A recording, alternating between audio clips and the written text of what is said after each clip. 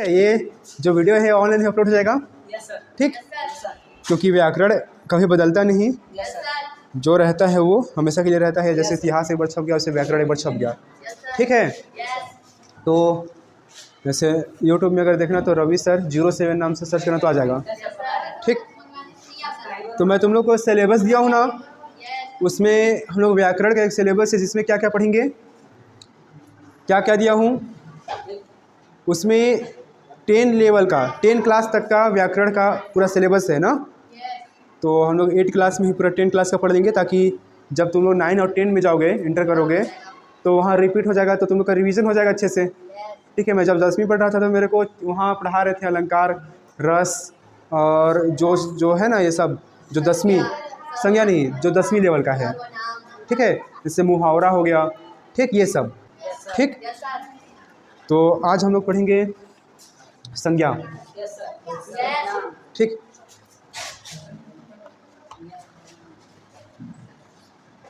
संज्ञा, संज्ञा किसे कहते हैं, इसका परिभाषा बताओ।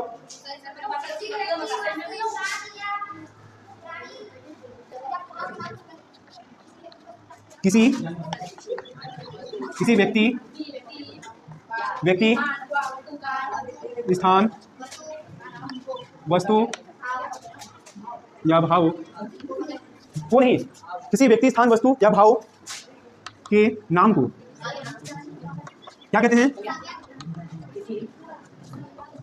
मैं नहीं बताऊंगा, समझ लो प्रॉपर। ठीक, मतलब कि नाम का दूसरा रूप संज्ञा है। ठीक है, नाम का दूसरा रूप क्या है, संज्ञा। ठीक,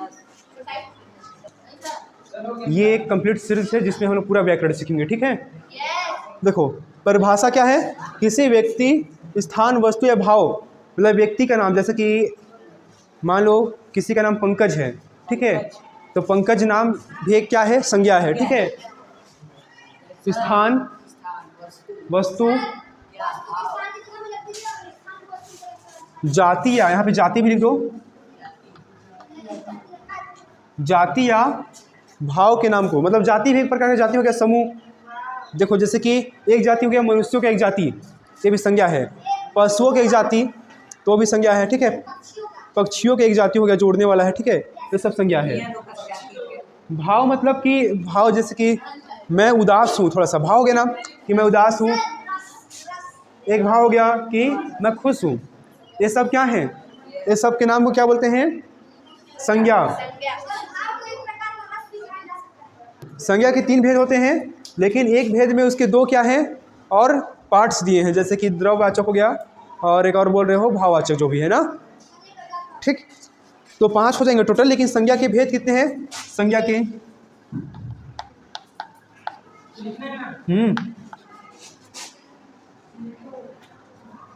संज्ञा के भेद बोलेंगे, एक प्रकार बोलेंगे उसे।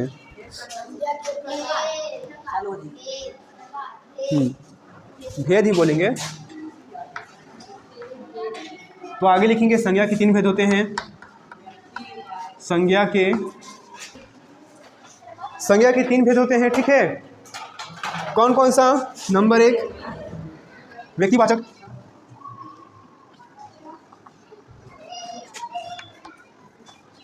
दूसरा बोलो जातिवाचक,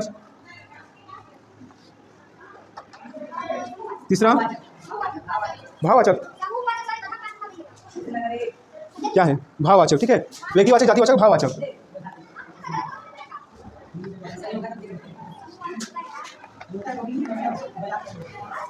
ठीक, संज्ञा के 3 भेद होते हैं। व्यक्तिवाचक संज्ञा का परिभाषा देखेंगे। ठीक है, इसके बाद जातिवाचक संज्ञा का परिभाषा देखेंगे, और जातिवाचक के अंतर ही क्या है, द्रववाचक है और समूहवाचक है ना। इसके अंदर कौन कौन से हैं,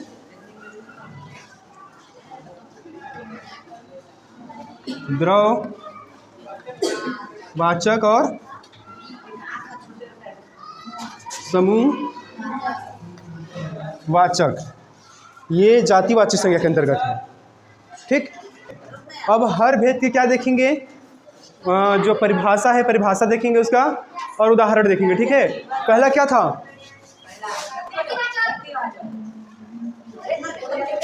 व्यक्ति, वाचक, लिखो इसे, व्यक्तिवाचक संज्ञा। ठीक, इसको अंडरलाइन कर लेना। विकारी में केवल एक, देखो क्या बोल रहा है, अब सुनो, जो पहला क्या है उसका भेद, व्यक्तिवाचक संज्ञा जिन विकारी शब्दों में केवल एक व्यक्ति, वस्तु अथवा स्थान के लिए जिन नाम का प्रयोग होता है उसे क्या कहते हैं, व्यक्तिवाचक संज्ञा कहते हैं। ठीक है, कि वे शब्द जिसमें किसी एक व्यक्ति या फिर एक वस्तु या फिर एक क्या स्थान के लिए प्रयोग होता है। ठीक है, जिन शब्दों का प्रयोग किसी एक वस्तु, व्यक्ति, स्थान के लिए होता है उसे क्या कहते हैं, व्यक्तिवाचक संज्ञा कहते हैं। इसका उदाहरण मैं लिखा रहा हूँ, देखो, किला, भारत, नील, हिमालय।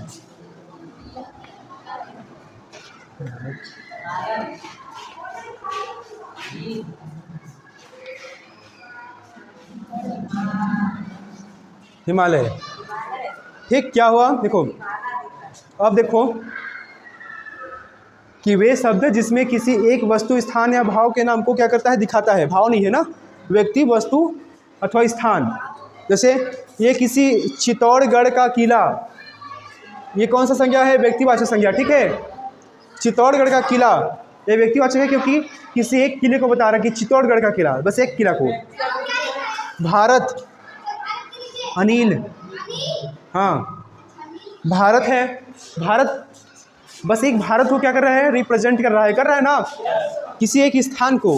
व्यक्ति, अनिल मतलब किसी एक स्थान, किसी एक व्यक्ति को क्या बता रहा है। हिमालय, ठीक, हिमालय भी किसी एक चीज़ को, किसी स्थान को दिखा रहा है कि हिमालय की स्थान है। ठीक है, जो किसी एक चीज़ को क्या करता है, दिखाता है। ठीक, नंबर 2 क्या है,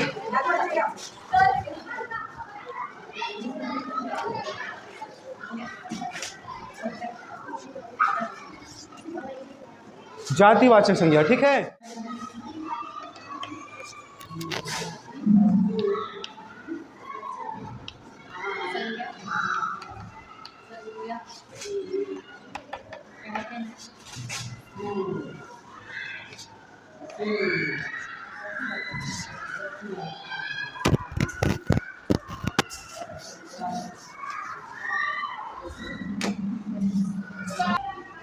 हो गया पंखा। अब सुनो, अब थोड़ा सा सुन लो। जातिवाचक संज्ञा जिन शब्दों से किसी व्यक्ति, वस्तु, स्थान के संपूर्ण व जाति का बोध होता है। ठीक है, किसी व्यक्ति, वस्तु, स्थान के संपूर्ण जाति का बोध होता है उसे क्या कहते हैं, जातिवाचक संज्ञा कहते हैं। उदाहरण के लिए देखो, मनुष्य के संपूर्ण जाति का बोध होगा। मनुष्य मतलब कि जितने भी हम लोग के जैसे दिखते हैं, जिनके 2 आँख है, एक सिर है, हाथ है, हम लोग जैसे खड़े हैं, जो बोल पाते हैं, ठीक है, जो सोचते हैं, ये सब क्या है, मनुष्य है ना। नदी की पूरी एक जाति का नाम ले रहा है, पूरे नदी का एक जाति का। नदी मतलब सब नदी, ये नहीं कि मेरे इस नदी का नाम नदी और मेरे घर साइड के, मतलब मेरे घर साइड की नदी का नाम नदी नहीं है, दूसरा कुछ है, ऐसे नहीं। नदी मतलब सब नदी, ठीक है, पूरे जाति का। नगर मतलब ये पूरी जाति है। नगर जैसे अंबिकापुर एक नगर है, नगर मतलब शहर, ठीक है, तो हर शहर को नगर बोलते हैं। पर्वत, हर पर्वत है, पर्वत एक जाति है, ठीक है। नहीं, हिमालय, हाँ, और हिमालय बोलेंगे ना, हिमालय इससे पहले वाला क्या में आएगा, पहले वाले संज्ञा में आएगा। ठीक है, व्यक्तिवाचक में, क्योंकि व्यक्तिवाचक बस किसी एक पर्टिकुलर चीज़ को बोलता है। ठीक, तो व्यक्तिवाचक किसी पर्टिकुलर चीज़ को बोलता है, लेकिन जातिवाचक उसके क्या चीज़ को बोलता है, उसके समस्त जाति को बोलता है, उसके संपूर्ण जाति को। ठीक, डॉग मतलब कुत्ता मतलब कुत्तों का एक जाति, हाँ, ठीक है, कुत्तों का एक जाति है जिसमें सिर्फ कुत्ते रहते हैं, इंसान नहीं ना। पंखा देखो, तो पंखा बोला तो पंखों का पूरे जाति आया कि नहीं, जिसमें सब पंखा हैं। टेबल वाला हो गया, छत वाला हो गया, फिर कूलर हो गया, सब पंखा, ठीक है। और हम लोग छत वाला का पंखा, छत का पंखा तो आएगा हम लोग का व्यक्तिवाचक संज्ञा में। तोतों का एक जाति हो गया, ठीक है। तोता क्या हो गया, जिसमें सारे तोता, इसमें कौवा नहीं आ सकता, तोता ही आएगा, समझे। नंबर 3, तुम शांत रहो, बैठो। ठीक।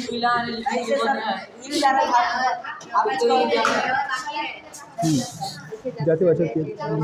अब आगे देखो, आगे देखो। ठीक, आगे देखो। जातिवाचक संज्ञा के दो भेद हैं, ठीक है, द्रववाचक और समूहवाचक, ठीक है।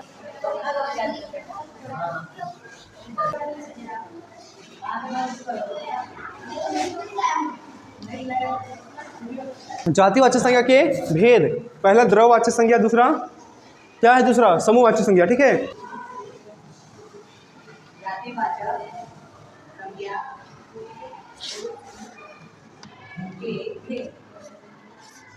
द्रववाचक संज्ञा,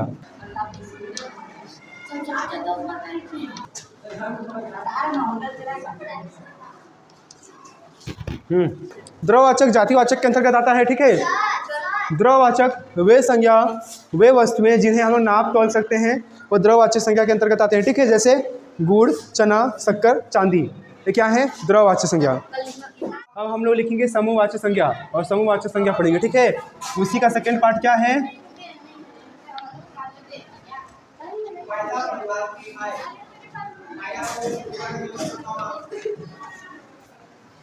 समूहवाचक। इस समूहवाचक क्या होता है, वे जो दिखाएगा और जिसको देखना रहेगा, दोनों जन को बाहर भेजूंगा अगली बार से, ठीक है। समूहवाचक संज्ञा, ठीक, पढ़ेंगे समूहवाचक संज्ञा। समूहवाचक संज्ञा क्या होता है, नाम से ही पता चल रहा है, देखो समूह, वे सारे संज्ञाएं जो किसी एक समूह को क्या करते हैं, बताते हैं, उन्हें क्या करते हैं, समूहवाचक संज्ञा कहते हैं।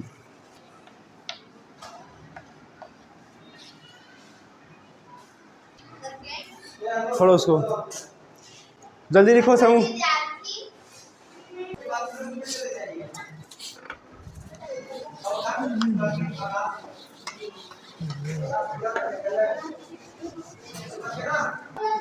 संज्ञा के तीसरे गुण में यह है भाववाचक संज्ञा, ठीक है।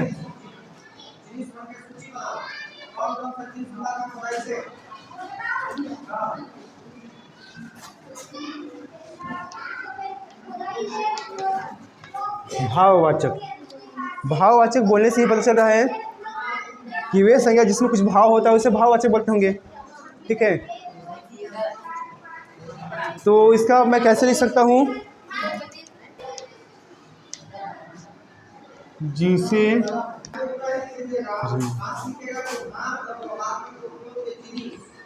ईमानदारी, गर्मी आदि। भाववाचक संज्ञा वे संज्ञा जिससे ना देखा जा सकता है, ना ही स्पर्श किया जा सकता है, केवल महसूस किया जा सकता है, ठीक है। उसे क्या कहते हैं, उसे भाववाचक संज्ञा कहते हैं, ठीक। जैसे कि दर्द, दर्द को ना देखा जा सकता है, ना ही छुआ जा सकता है, केवल महसूस किया जा सकता है, ठीक है।